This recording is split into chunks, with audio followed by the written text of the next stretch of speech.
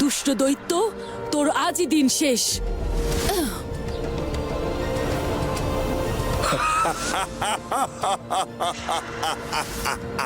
আমাকে মারা অত সহজ নয়।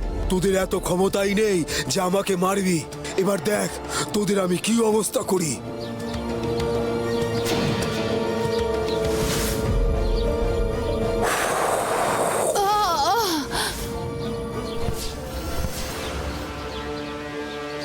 এইভাবে হবে না রানী, এই দৈত্যকে এইভাবে বধ করা যাবে না। এই দৈত্যকে কৌশলে বধ করতে হবে। এখন চলো সবাইকে নিয়ে আমরা গভীর জঙ্গলে আশ্রয় নিই।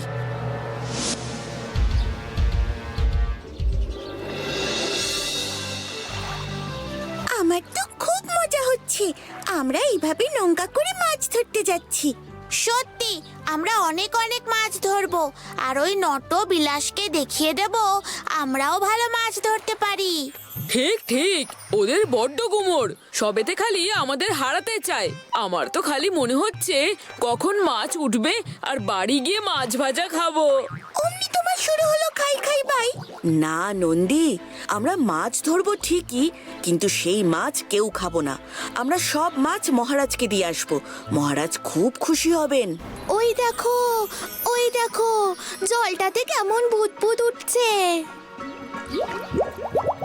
মনে হয় মাছ টোপ গিলেছে। ভোলাটা জোরে টান দাও দেখি একটা। এই তো মাছ উঠেছে, মাছ উঠেছে। কি মজা, কি মজা।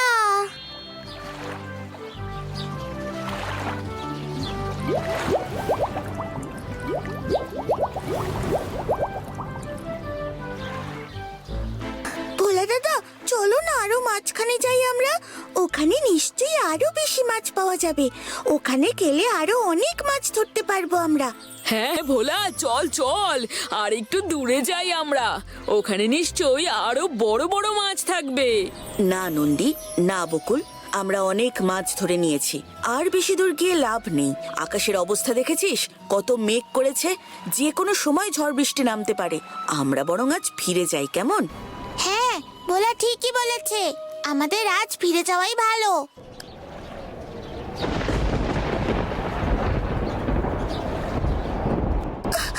ভোলা দাদা, ও ভোলা দাদা, নৌকাটা এমন দুলছে কেন গো?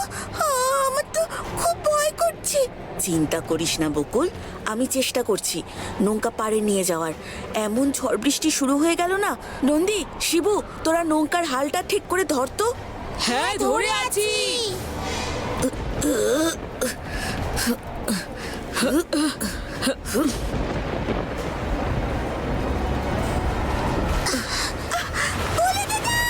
ভোলা দা, বকুল, পদ্মা!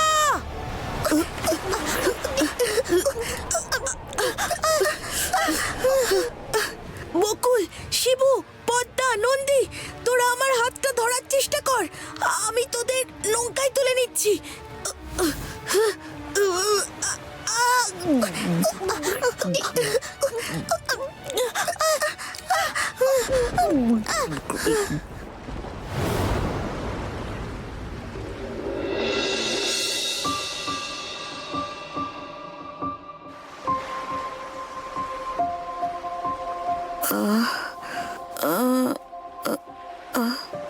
এ কোথায় এসে পড়লাম?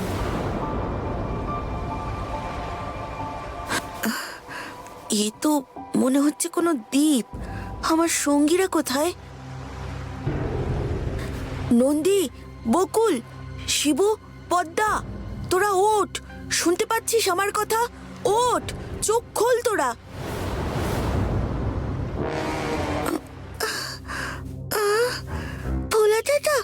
ভোলা দাদা, আমরা বেঁচে আছি। হ্যাঁ রে, আমরা সবাই বেঁচে আছি। কিন্তু আমরা কোথায় এসে পড়েছি? এ তো কোনো দ্বীপ বলে মনে হচ্ছে। এ কোথাকার দ্বীপ? এই দ্বীপের নাম কি? সে তো আমিও জানি না রে। চল আমরা বরং দ্বীপের ভিতরে গিয়ে দেখি। ওখানে নিশ্চয়ই কোনো না কোনো বসতি আছে। ওখানকার বাসিন্দারা নিশ্চয়ই আমাদেরকে সাহায্য করতে পারবেন। ওরা কারা বলো তো? নিশ্চয়ই ওরাই ওই দৈত্যকে পাঠিয়েছিল।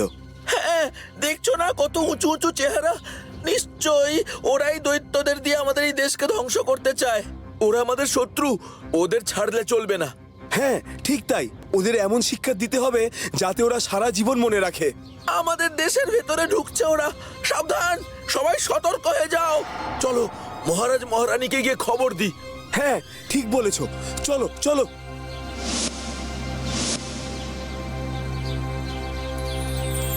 মহারাজ মহারানী, আমাদের দেশে কারা যেন ঢুকে পড়েছে। হ্যাঁ মহারাজ, এই উঁচু উঁচু চেহারা তাদের, মনে হয় ওরাই ওই ভয়ানক দৈত্যকে পাঠিয়েছিল আমাদের দেশে। ওরা আমাদের দেশের ভেতরে ঢুকে পড়ছে। বটে, এত স্পর্ধা তাদের। চলো সবাই এখনই ওদের গিয়ে ধরি। কারা তোমরা? দৈত্যকে পাঠিয়ে শান্তি হয়নি, এবার নিজেরা এসেছো। নিশ্চয়ই তোমরা আমাদের শত্রু। মহারাজ, ওদের উচিত শিক্ষা দিন। ভোলা দাদা, দেখো দেখো, কত ছোট ছোট মানুষেরা। হ্যাঁ তাই তো দেখছি, কিন্তু ওরা আমাদের শত্রু ভাবছে কেন? এই যাও, তোমরা ওদের ধরে বেঁধে ফেলো, তারপর আমি ওদের শাস্তি দেব।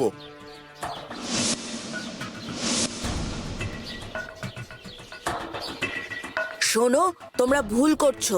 আমরা তোমাদের শত্রু নই, বরং আমাদেরকে তোমাদের বন্ধু ভাবতে পারো।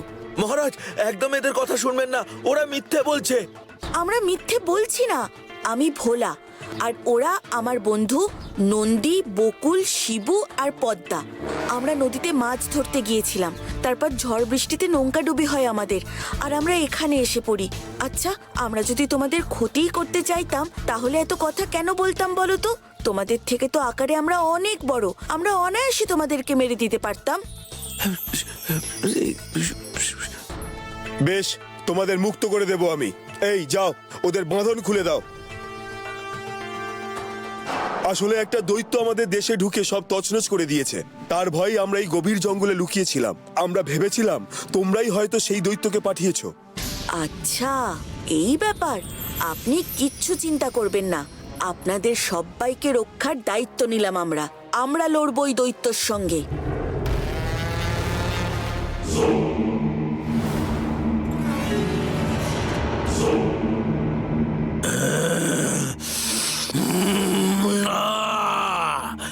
না, ওই ভোলা আর ওর দলবল ওই ক্ষুদ্র মানবদের দ্বীপেও পৌঁছে গেছে। কি করে পৌঁছলো ওরা? ওই ভোলা যেখানে যায় আমার ফন্দি নষ্ট করে দেয়। না না না না না না না না, এর একটা বিহিত করতেই হবে। ওম রিং টিং ছট, ওম রিং টিং ছট, ওম রিং টিং ছট। আয় মামিকায়, মামিকায় আয়, তোকে খুব প্রয়োজন আমার। আয় আমার কাছে, আয় আয় আয় আয় আয় আয়। বলুন হুজুর, আমাকে কেন ডাকলেন?